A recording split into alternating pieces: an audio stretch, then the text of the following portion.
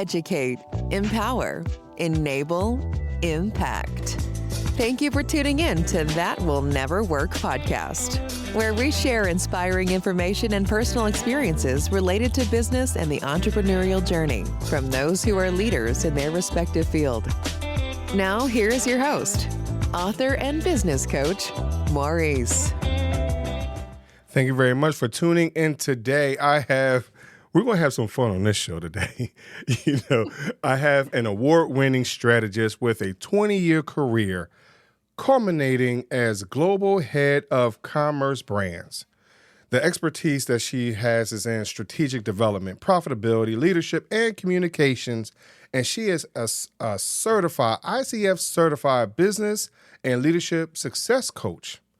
Leveraging 16 years of leadership, she empowers impact-driven businesses to succeed on their terms and build a profitable business while amplifying a ripple effect of goodness. I thank y'all for listening today and tuning in. I bring to y'all today Erin. Erin, thank you for coming on the show. Well, thank you so much for inviting me, for having me here, and for sharing as well. Sure, no problem. So again, as I stated, we're going to have fun because we have fun in the green room, right? So there is something that you had talked about. You were, and we were like, hey, we should have recorded this, talking about fear and understand our authentic selves. But one of the things that you mentioned in the green room was we all start off technically at the same place. Mindset, birth, whatever it is. We start off at the same place and sometimes it looks like we are, as entrepreneurs, we're the gold standard. People feel as though they can't get to us. But can you explain the connection between starting off in the same place and that entrepreneurial mindset, please? Yeah, with pleasure, because I had this conversation several times with my best friends, and I was exactly the same place that we're discussing right now. So basically what happens, when I suggest to my friends to do something different, when they're looking for a job, it's like go your own direction. I often hear back, I'm not an entrepreneurial material. I was raised to be an employee, and I'm an employee, it's all I can do. And then I started thinking about it because I was exactly the same. And I thought, okay, that kind of stopped making sense. Because when you kind of try to look at it more analytically, more objectively, when we were all born, we were all born exactly the same, right? With pure mind. And then somehow, we decided to divide ourselves into I am an entrepreneur and another one, no, I'm not capable. It's not something that I'm meant or can't do. So the thing is, that how did it happen that from exactly the same place, we decided to be two different group of people? So my question is it genetical? If there's one gene that is responsible for us choosing one or another career, yes, we will be predisposed to different areas, so science or art or, natural science. I understand that. But then, is it possible that some of them can be only employee because they were born this way, or another one can only be entrepreneur because they were born this way? And this is something that I believe it's type of thinking that limits our own potential. Because when we come up to the place where we decide the career we choose, it's not because of who we are, but because of what we learned through our lifetime up to that point. It's the conditioning that talks to us. It's the voice in our heads that tell us, this is what I can do and this is what I can't do. And you know what? We listen. We listen to this voice and we believe that it's correct. So basically, when we come like a fork in the road, deciding where we need to go, we listen to this voice that is our conditioning, and we put barriers on the way to the progress, to our own progress. And I believe that this is not correct. I believe that these limitations that we set to ourselves, they deprive us of fulfillment and of satisfaction. We spend too much time at work that, if we're not satisfied, if we're not enjoying it, that pretty much 75% of our lifetime is wasted Mm-hmm. because we listen to this voice. So you have over 20 years, dealing with or having this expertise in your profession right now. You've created something great, this effortless mindset, how to be the best person. But a lot of times we get, just like the show is told, called That Will Never Work. If somebody told you, Erin, like, that's not going to work, that's not going to happen, that's not possible. You don't have the finances to do this, right? So a lot of times I hear what you're saying, like we might already have our own self-doubt, that's going to happen. But then we get that next person that confirms it. So what do we need to do to create an atmosphere of overcoming any of those type of roadblocks? Oh, the problem is that we have too many roadblocks. So, and each of them has to be removed in a different way. So, for example, let me give you an example. Can you please tell to yourself right now in your mind that you've just won $1 million? I can. Okay. Do you have the $1 million in front of you? I do not. Right. So it's just a very little exercise, tiny exercise to prove that if you have it in your head, it doesn't mean it's true. So that's the first thing. If we have our own self-doubt, then in this case, it's better to realize that these doubts, they just thoughts. It's just the easiest way, actually, because there are many different exercises I'm not suggesting to go through. Right. But the easiest way is just to realize that this is just a thought, and the thought is not material. It's not an entity. It's just something that is not existent. So, which means that we're not supposed to listen to it. It's not a must, but we choose so because we believe that if we have it in our mind, then it's true. Well, no, it is not. Not always. This is our perception talking. Right. And our perception has very deep roots. We're not, again, going to go around it. But that's the first thing. Just when you hear something about yourself, that tiny nagging voice that doesn't let you sleep well at night, just be aware that it may not be true. And very often it is not. So when we talk about people that tell us that you're correct, you can't do it, here is another challenge. And what if you choose different people? People who already do it, and ask them, can you do it or not? And they will tell you can. Right? So because we are conditioned by it's a parental condition, schools, friends, society, our circle.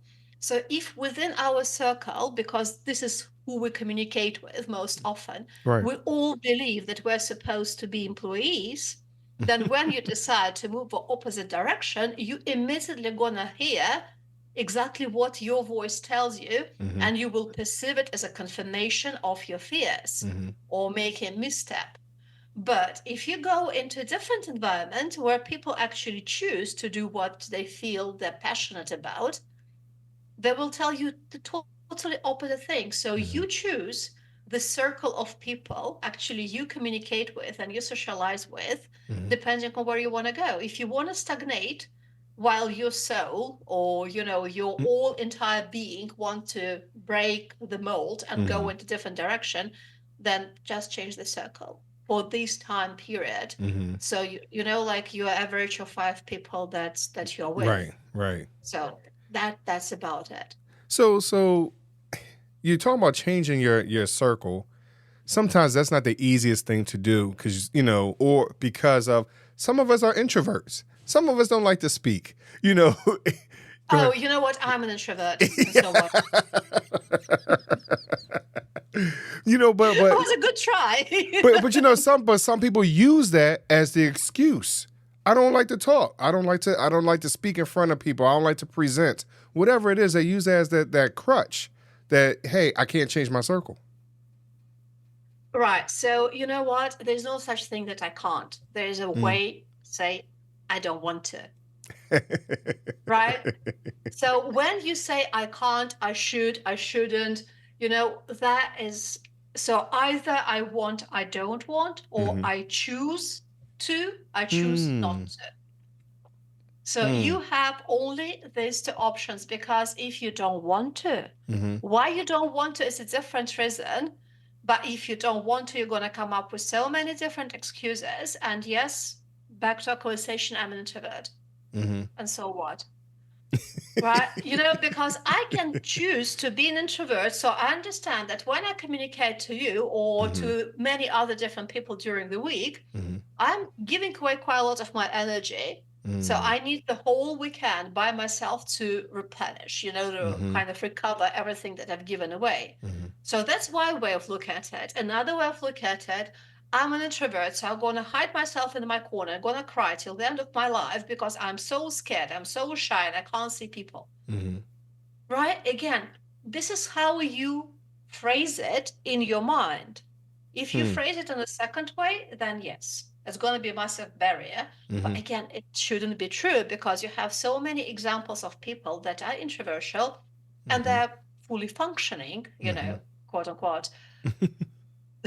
Yeah, no, I don't know how to say it, because I really don't like this label of introvert, Right. because it really puts you in a corner and Mm-hmm. you feel very much disempowered, or it's like the world doesn't cater for you. So Mm-hmm. you're a victim of being an introvert. Hmm. That just, I really don't like this victim mentality. Mm-hmm.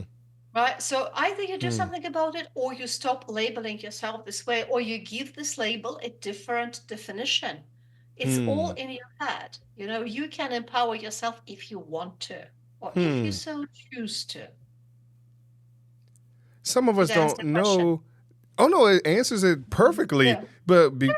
but as I'm listening to you, some of us have not learned that skill or that talent, or even because another part of being an introvert, some of us, as you talked about changing your circle, the circle will help energize you, empower you, because you said something about you're depleted. Well, you need to find something that's going to fill you back in, and sometimes that five people at that breakfast table will give you the energy to do that.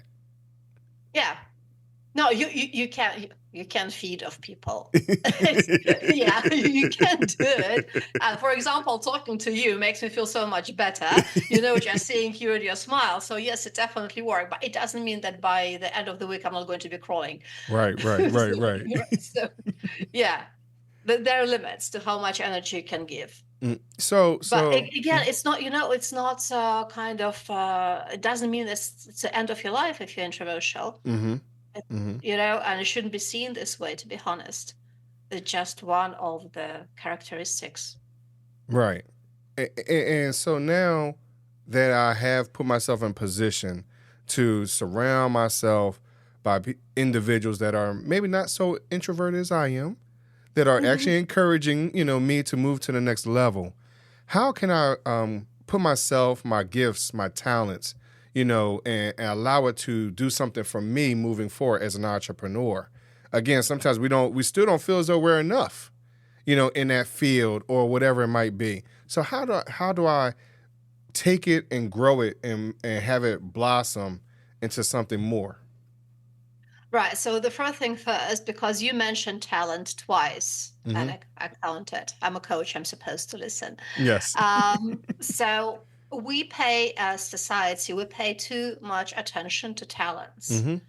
Right? Because we perceive that if you're talented, if you're gifted, that just, you're God blessed, kissed, and the whole world, just waiting for you to showcase your talents. Mm-hmm. It doesn't work this way, Mm-hmm. because talent is quite a rare thing, and it doesn't mean achievement. Because some people can waste their talents Mm-hmm. very early on, if you don't work and you don't maintain it. While other people, and I believe you have quite a lot of sportsmen in the States Mm-hmm. who talk about not being particularly talented by putting so much hard work and effort behind achieving their very high status. Mm-hmm. So with time, and it has been proven, even again with your baseball league or Right. basketball league, I'm not very strong on it, but I kind of heard about a few names and their stories, that if they work hard, actually they become better Mm-hmm. than those who started high because of their talent. Mm. Right. Mm-hmm. So if you think that you're not talented, and this is why I'm not going to do anything because I wasn't blessed with a talent, then again, it's a barrier, it's a limitation that you tell to yourself. If you want to change it, change the narrative. If you don't want to change it, it's okay. You can stay where you are. Nobody is going to help you apart from yourself. You need to want to change and progress. If you don't want to, you don't want to. It's impossible, because then you're going to be coming up with so many different excuses just not to make this change, but nobody can force you to make this change. So that's something to, I guess, to keep in mind. And I got stuck with the first words in your question. I forgot what the question is about. Brilliant. Right. Okay. No, it's cool. It's cool. So how do I, because now you're talking about I have to put in effort. Right now, you see, it seems like a lot of people don't want to work too hard on anything. But you talk about creating an effortless living, right? So how do I even achieve that without putting in a lot of effort? Right. Okay. That's a different story. And by the way, I remembered what your previous question was about. Okay. It wasn't only about talent. It was also about how to find, I guess, the thing that you want to build on. So there are different ways to look at it. Often people start with the mission. So when people launch their career, their business, because they want to improve something that they don't like, they have experience, their relatives have experience, or their friends. So they see something in the world that is not working and they want to make it better. That is arguably the best motivation because it also brings resilience. It also brings peace of mind, satisfaction, and enjoyment from what you do. So altogether, if you have a certain type of purpose or desire to bring contribution to the world, or I don't like purpose because it's overused, if you have meaning behind what you do, what you live for, that is the best direction to go because you're going to be much stronger and more resilient, throughout all the challenges that you're going to face. And you will face challenges. It's inevitable, unfortunately. Another reason people do it because of their passion. And their passion often comes from their childhood, something they really like doing, they used to like doing, something, the thing that brings you energy, brings you energy. That's probably going to be your passion, something that you truly enjoy, because passion is, it's a little bit too much. It's too strong of a word, but something that you enjoy doing and you want to share your enjoyment with other people through your business. So for me, those are the strongest motivators, to launch a business. All others are a little bit weaker because it's like in brand strategy. The strongest brand going to be the emotional brand. The weakest brand going to be the rational. So these two things are the most emotional, in my opinion, humble opinion, and all other, they're going to be more rational. So which means that you can actually overcome it and quite quickly and lose your mojo, lose your motivation to do it, because if it doesn't come from your heart. So yeah, look at your skills also, and see if using your skills at this moment of time doesn't bring you satisfaction. Look at what you would like to change to still utilize what you know and how you know it, to share it with other people, improving what is not working for you in this moment of time. You may actually find people that are not happy exactly with the same thing, and you may create a community together. Right? It's if you want to do it, you're going to find an opportunity. You're going to find a way forward. If you don't want to do it, it doesn't really matter what I'm talking here about. But thanks God it's only 25 minutes, right? So it's not all of my life. So you talk about passion. So because I started getting into effort, right? People put in effort, but creating a place of effortless living. Some of us, because now you kind of changed the idea for me a little bit, because sometimes the passion makes life feel like it's effortless, because now I have a passion for it, or the skill, whatever it is. Sometimes we don't understand that it's not as hard We make it harder because of our limiting beliefs, because of the box we put ourselves in or whatever it is. What other things or what other stages can we get to or utilize to get to that place of freedom? Well, I do have their philosophy that consists of 6 stages. There's a life coaching program that consists of 3 stages. Mm-hmm. So let's go through, combine both, I guess. Okay. So basically, what I mean effortless, it doesn't mean that you don't do anything. It doesn't mean that it's easy, because unfortunately, life isn't easy as much as we would like it to be. So it's more about how we look at things. It's like Wayne Dyer has said that if you change the way you look at things, things will change, something like that. So it's alongside those lines. Basically, what I believe the best and the most effortless way of living, the first one, is to become authentically who you are. Because when you're in comfort with yourself, the rest really doesn't matter. Because you are in comfort, you don't have all these worries, limiting beliefs, as you mentioned, all these fears, they all come from our thinking. And they often come from the place that we don't believe that we're going to fit externally.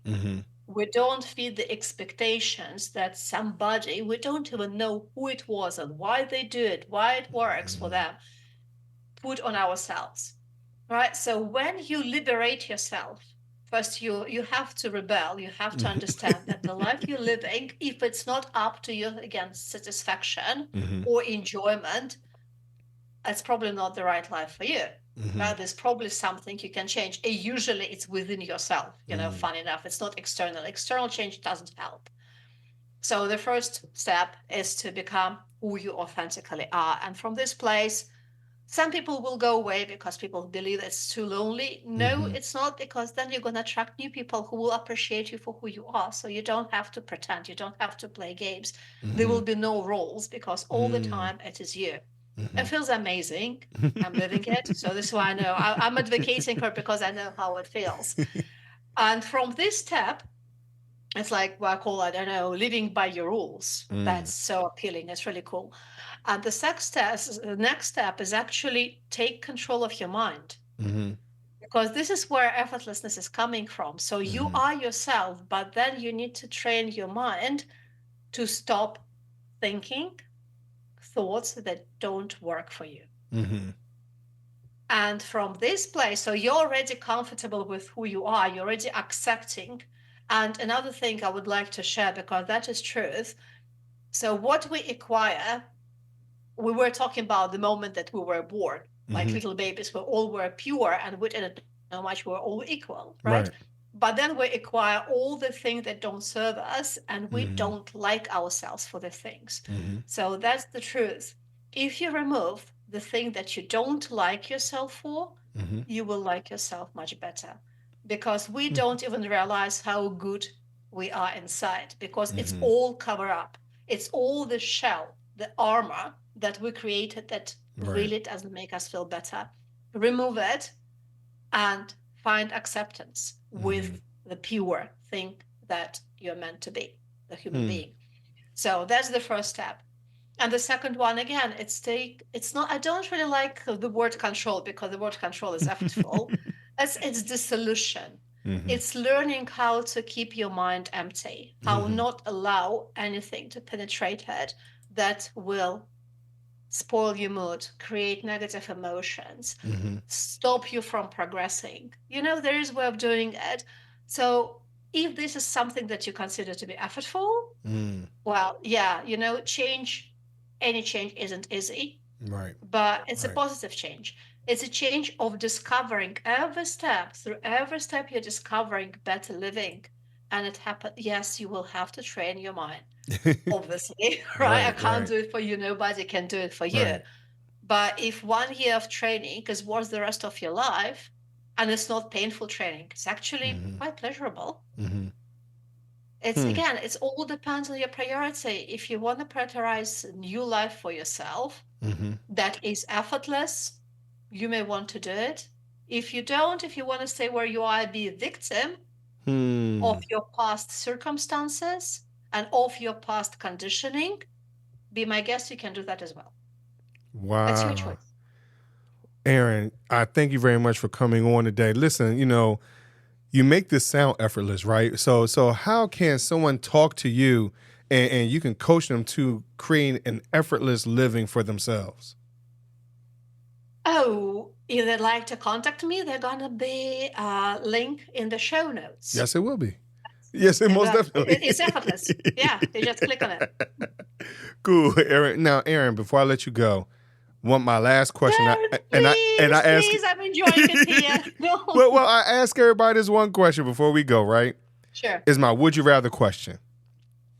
Would you rather choose, and it's funny because you mentioned it early in the show, would you rather choose 3 doors or a fork in the road? A fork in the road. And so why the fork? Well, again, first of all, because the choice is limited to 2, it's easier to choose. And then because I can break the status quo and just go in any direction I want to go. Okay. I'm limited by 3 doors. I don't enjoy it. So you feel like 3 doors are limited? Yeah, because I the way I visualize it, I kind of see 3, right? Like I'm in a room and I have 3 doors. Okay. And this room is like a confinement. Fork in the road, empty space, there are 2 roads. And if I'm pleased, I can choose another one or go totally in the opposite direction because I do what I want to do. Nice. That's easy.